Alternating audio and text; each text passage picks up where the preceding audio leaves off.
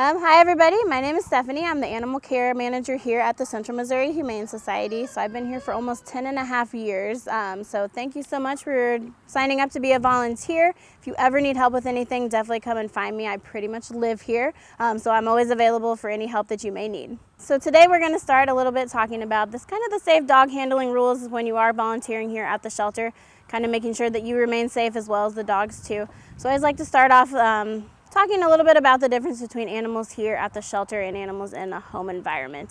So if you guys have pets at home, you know how comfortable they are being around you. They're used to their everyday setting.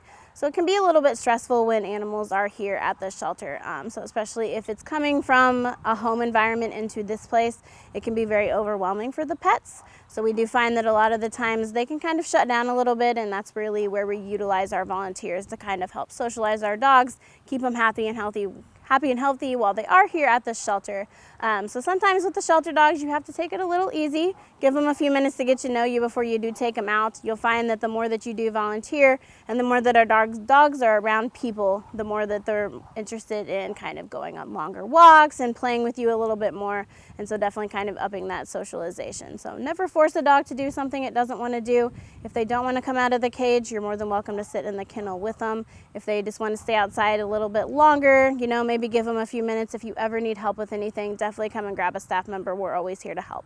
All right, so one big thing that we do push here at the shelter is definitely learning how to read a dog's body language. So we do have a chart in the back to kind of help you with this. I think there's actually a couple of them back there. So you can always access them at any point in time. It's a really great tool so that if you do ever come across an unknown dog, especially here at the shelter or across outside in the public world, you kind of know what to look for. So generally the signs that dogs are going to be putting off, you're really happy, excited dogs that want to play with you. A lot of the times their whole body will be wagging. They're going to have a nice loose structure to them, a relaxed face. They're more than likely going to actually approach you versus kind of staying in the back. Your more scared dogs are going to be, kind of retreat to the back of the kennel. Sometimes they may let out a low growl to kind of warn you that, hey, I don't really necessarily want to be played with today. At any point in time, if they're baring their teeth at you, that's kind of a sign that they don't want to be interacted with. So definitely pay attention to those signs too.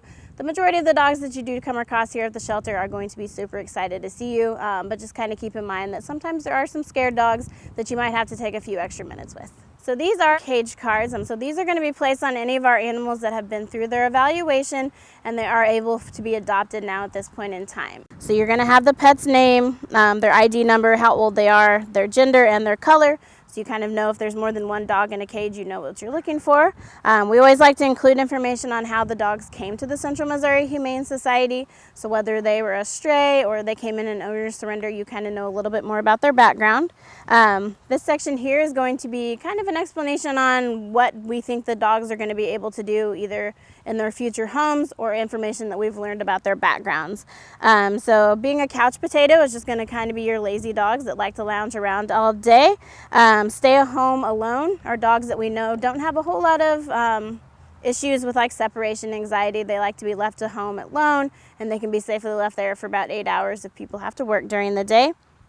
Entertain myself is basically a dog that doesn't necessarily have to have people around all the time to keep themselves entertained. So, they can chew on bones or play with toys on their own, and they don't necessarily always need a human around for that. Go out on the town are for our super social dogs, so ones that like to go out to events. So if you are a pretty social person that likes to go to like places that have pet-friendly patios, those are definitely going to be the dogs to look for. Go for runs are our super highly active dogs that would love to go on adventures with you every day, so they've got a lot of energy. The more that they get out of their kennels here, the happier they're going to be. Do tricks are just dogs that know a lot of commands, so even if it's just the basic sit, stay, anything like that, up to the dogs that have come in here with kind of an extensive training background. Play fetch, obviously, are the dogs that like to play fetch out in the field, so they're going to be a lot of fun to take out there. And then dogs that can play with some other dogs or hang out with cats or hang out with kids. Those are just ones that have done really well, either here on their socialization with other dogs, if we've taken them through the cat room, anything like that. And then ones that we know have been exposed to kids, we feel safe adopting them out into homes that do have children. Their adoption fee is always going to be listed on there as well, so if people ever need to know that. And then the dog score, the child score, and the home score are at the bottom. So those are kind of the starring system that we use. So dog scores, 1s are usually generally the dogs that we don't recommend going to a home with another dog. So if somebody does ask you, why does a dog have a 1 star out of 3? That generally means that they're not always the most dog friendly. 3 stars, they're social superstars, like to go into play groups, have history of being around dogs, things like that. So kind of the same thing with children.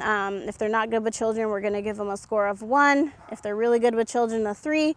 And then their home alone score. So if they have really bad separation anxiety or it's an untrained puppy, we're going to give them a 1. If they can be left alone reliably for, 8 hours a day while you're at work, we'll give them a 3 and elsewhere. If they don't have a star listed period, that's just we don't know yet quite what their history is going to be. That's something that we slowly learn while the animals are here at the shelter. The bottom part is going to be staff and volunteer information. So this is definitely a really excellent place for you guys to kind of give some information about the animals. So the feeding amount is more for our staff members here so that we know how much to feed the dogs on a daily basis. The big thing to pay attention to for volunteers is going to be the handling color. So our green circles are super easy dogs. They're not going to give you a whole lot of issues on a leash. They're very social with other people, pretty good with dogs as well. The next step up is going to be our orange dogs. So those are dogs that are a little bit more prone to kind of, maybe they might bite at the leash a little bit. Sometimes they can kind of be a little nervous around people. So we want you to be a little bit more skilled before you do take those out to interact with you. And then occasionally we will get some that are red handling colors. And so those are dogs that will bite at the leash pretty hard, and a lot of the times they'll actually try to kind of nip at you as well. And a lot of the times we find that dogs that do that are kind of scared of people too. So the red dogs are definitely the high level training ability that we want everybody to kind of be at the same level so that you're comfortable handling those red dogs. But the majority of our dogs here will always be green and oranges. And then the farther you get in the training process as being a volunteer, the more you're able to interact with kind of those different colors. The other things at the bottom, if we do have any animals that we want you guys to kind of come to us before you take them out, it's going to be marked as ask staff before you take me out. Resource guarding, if we have dogs that have issues with sharing their toys and food, that's going to be marked on there so that you know not to try to take their toys away, or if you have food in the same area that you might have some issues with that. And then we do have fence climbers here from time to time that either have to be leash walked or they have to stay in the first pen when they are playing with the either the public or you guys. We occasionally get dogs that as soon as you open the door are going to dart right out, so we'll always mark that so you can make sure that you're ready with a slip lead to catch them.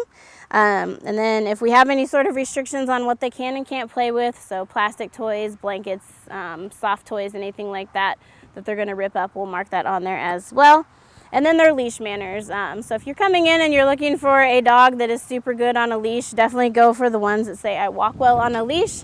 If you're up for a challenge, we definitely have some dogs here that might need a little bit more training and everything. So we're always going to mark that on their cage card as well. So here's some other examples of some cage cards that you're going to see while you're here at the shelter. So these pink ones here are always placed on our stray dogs or recently owner surrendered. So these are ones that have not been through that evaluation quite yet. So these are ones that are going to be off limits to volunteers until they do go up for adoption so that we can kind of make sure that they are going to be healthy and not have any sort of issues with handling as far as the volunteer process goes. So definitely pay attention to those and remember that they do have to have those big white 8.5 by 11 cage cards in order for you guys to interact with them. This is going to be our limited access sign. So this will be placed on all of our strays as well as our puppies that are under 6 months of age. So due to their vaccine history, most of the puppies that come in here are not up to date on their vaccinations. So in order to keep them safe, we do limit exposure to the puppies. So unfortunately, we don't allow volunteers to socialize with our puppies until they are fully vetted, just to keep them safe so that they're not catching anything that the adults may have. So you will often see these purple limited access signs placed up on anybody that is under 6 months of age, as well as anybody that is a stray. So again, they're just waiting for their evaluation. More than likely, they will become available for adoption pretty soon. So just kind of wait for them to pop up and then you can play with them at that point. This yellow sign is going to be our staff-only dogs. So we do have dogs from time to time that are going through a behavioral evaluation or behavior observations.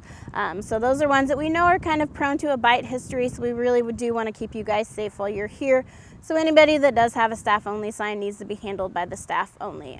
So sometimes these are dogs, like I said, that do have some behavior tendencies that may come off as aggression, so don't be surprised if they do growl at you through the cage. We also have dogs from time to time that have some illnesses that can be transferred to people, so we want to keep you guys safe and healthy while you're here, so that's where the staff only sign comes in. And then the last one that you'll see is going to be the red kennel cough tag. So we do get some upper respiratory that does kind of come through the shelter every now and then. So if a dog does have this red tag on their cage, it will be accompanied with this little red tag too. So you're more than welcome to still interact with the kennel cough dogs. We do ask that you do interact with those dogs last, so that you're not transferring anything over to the healthy dogs that we do have in the back. If you ever have any questions as far as handling a kennel cough dog goes, definitely come visit with the staff member that is working in the back, and they'll be more than happy to help you out. So now we're going to kind of go a little bit over about getting the dogs in and out of their kennels, so that you guys can either take them outside to the exercise pens or take them on a nice walk on the Bear Creek Trail.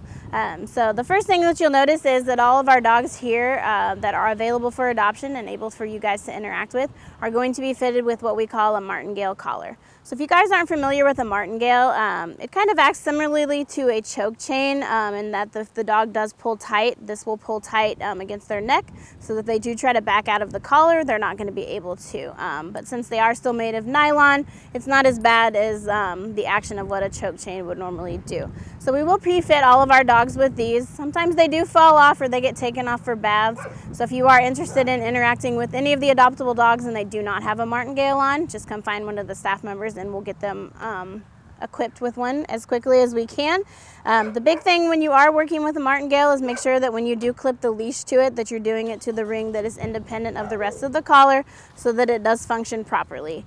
You will notice that a lot of our tiny dogs don't have martingales on. That's just because we still use harnesses to walk them, and anytime you do want to walk any of the small dogs, definitely come and find the staff members that are working back there, and we can help you guys harness up the dogs so that you can take them on a walk as well. If you guys are wanting to take any of the dogs just outside to the exercise pens, so the meaning you're going to be staying here on CMHS property, all we do is require the use of a slip lead. If you've never used a slip lead before, it's quite literally the easiest thing in the world. So you're just going to find the handle, and then that is going to go through the ring, and then that's going to pull tight, and this is what is going to go over the dog's neck. So a couple of things about these: they are made of complete nylon. So a lot of the times if a dog does pull and it slips through your hand, sometimes it can kind of sting a little bit, so do be careful with that. A couple of safety precautions about slip leads. If you are having issues handling any of the dogs, don't wrap the slip lead around your hand or anything like that, because if the dog decides to take off, you could really injure yourself. And again, we want to keep you guys safe while you are here volunteering with us. And then once you do get outside, I definitely recommend hanging the slip lead either on the fence or putting it in your pocket. A lot of the times you will find that people put them around their necks like this. That can be really dangerous, because if a dog were to get their paws caught in the handle, that could tighten up around your neck and cause some serious harm. And if the dog is undiagnosed with any sort of zoonotic disease like ringworm and it transfers to the slip lead, then you just transferred it to your skin as well. So definitely try to keep these off your body as soon as you get outside with the dog, and then make sure that you're being safe while you are handling. Ideally, we like to keep our dogs on kind of a tight leash here so that they're not jumping on customers, fence fighting with any of the other dogs, anything like that.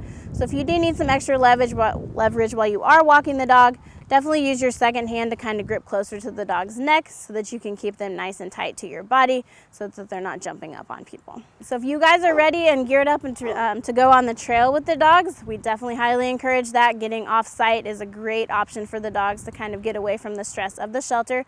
So if you are leaving the CMHS property, we do require an actual leash on the dogs. So we have these hanging up all over the back, and you're just going to clip them to the martingale collars and take the dogs out that way. So if you're staying here, you can just use the slip lead. If you do plan on leaving the property, make sure that they're on a leash that are supplied by the shelter so that we can keep the dogs safe while they're on a walk with you guys. All right, guys, now we're ready to head into the back to where the dogs are actually going to be housed. So when you do first arrive, you're going to come through this white door that comes from our lobby to the animal area. So you'll notice that the animals kind of split off into different directions back here. So behind me, you'll see the Dogs for Adoption sign. So that's the one that you're going to want to follow to where the adoptable dogs are. So we're going to go off into this direction to view the adoptable dogs, and those are the ones that you guys are going to be here to socialize with.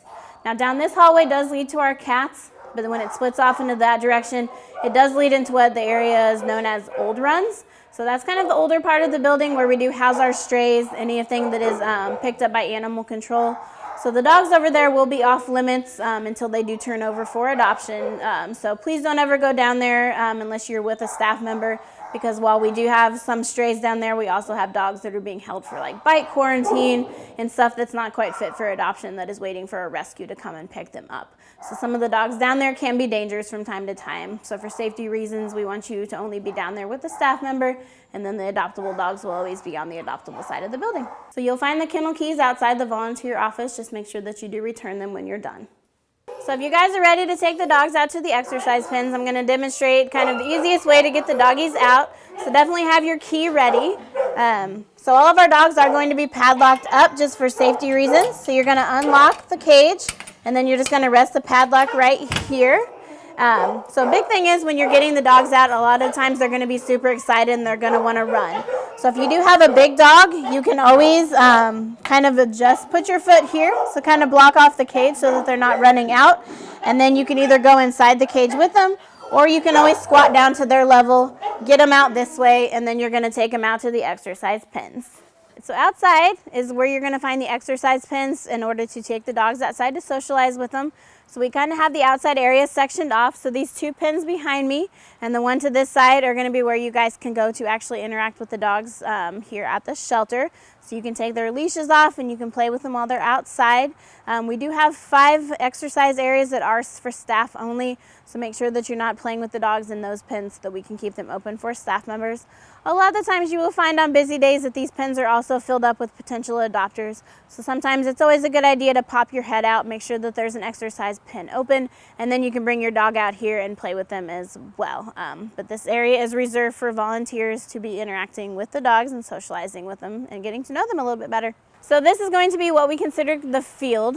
So all of this grassy area back here is where you can let the dogs run to. This is a really great area for dogs that have a ton of energy because you can let them go out there. You can throw the ball around. A lot of the times the firefighters next door will get their hoses going, and sometimes they'll spray the dogs and they like to play around in that. In the summertime, we'll have kiddie pools out there.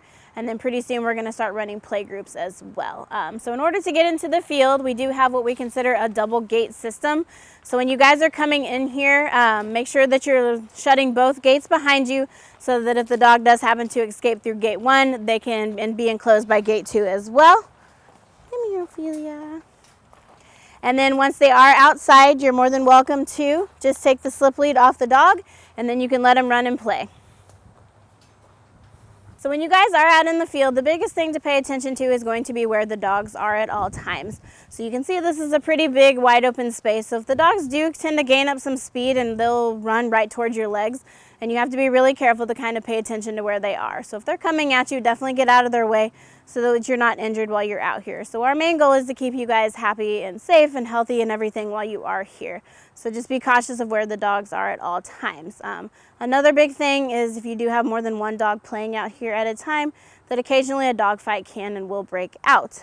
If a dog fight were to break out, we highly recommend coming and grabbing a staff member as quickly as possible. It is really dangerous to try to break up a dog fight on your own, and a lot of the times it can lead to secondary bites from the dog on your own self. So please come and grab one of us as quickly as you can. I will say a lot of the times that dog fights look and sound a lot worse than they really are. We'll try to break up the fight as quickly as we can, and then afterwards we'll kind of assess the damage, make sure that everybody is okay. So it's not the end of the world if a fight does happen. We do have some dogs here that are not the most social with others, and so we try to always make sure that we do mark which dogs are going to be good with the other ones. So definitely pay attention to those dog scores. The more stars they get, the more likely they are going to be to kind of play with dogs and stuff while they're out here. And then if they have a history of being with other dogs as well, that's going to be marked on their cage card. A couple other big rules of the field: if you do want to bring a dog out here, please run it by the staff member that is working in the back so that we can say either yay or nay. Like I said before, we do have several dogs here that know how to climb a fence. So if they are out here, unfortunately, there's only one fence between them and the outside. So we want to make sure that they're being safe out here as well. And then if you do want to bring multiple dogs into the field, they do have to be cleared as being shelter buddies. So if they get along inside, we know that they're going to get along outside as well. So don't ever just try to mix and match on your own, because that can kind of create a dangerous situation. So when you guys do come in to volunteer, you're definitely going to notice the area outside of Megan's office is pretty much going to house everything that you're going to need. So we're definitely going to start with our giant walking board. So this is where we keep track of all of the animals that are able for you guys to interact with. That walking board is definitely a good place to start so that you kind of know who's been on a walk recently and who hasn't. So we do have symbols at the bottom that will kind of help guide you as far as the dog's personalities go if you don't quite know them. So we use our blue stars to signify any of our dogs that might have some aggression issues towards other dogs. We use our orange dots to signify any of our fence climbers. Our red hearts are our dogs that we just know need a little bit of extra love and attention. And then last but not least are our green squares. So those are our dogs that are just going cage crazy. So other ways to use the board, so we definitely have the date that they were walked last, which will be listed on there. Try to spread the love around as much as you can. But if you happen to have a favorite dog that you want to walk every time that you're here, that's perfectly fine as well. And then their handling colors will be listed on the board as well, so that you kind of know who you're going after and what their handling color is going to be in any situations that you need to be prepared for. So leashes will be back there. There's going to be bags to pick up any sort of poop that the dogs may leave on the trail while you're walking with them, and anything else that you may need to take the dogs out for a nice leisurely walk. So when you guys are here volunteering, we do have a dress code here at the Central Missouri Humane Society. So we do require closed-toed shoes. If we do find that you are here in like flip-flops or sandals or anything like that, we will send you home to change. It is for the safety of you as well as the animals, since you are going to be working with things that can step on your feet or working with harsh chemicals. We want to definitely protect you. We always recommend wearing pants just because sometimes you can get scratched up, or if you get something that splashes on you, it's definitely safer to kind of make sure that you have as much skin as possible covered. If you are going to be here for cleaning, we definitely recommend some old rubber boots so that you don't get your tennis shoes wet. And then if you are here for socialization, we do have volunteer t-shirts that you will be wearing. And then as far as cleaning goes, definitely wear some old clothes that you don't mind getting covered in bleach stains and stuff like that.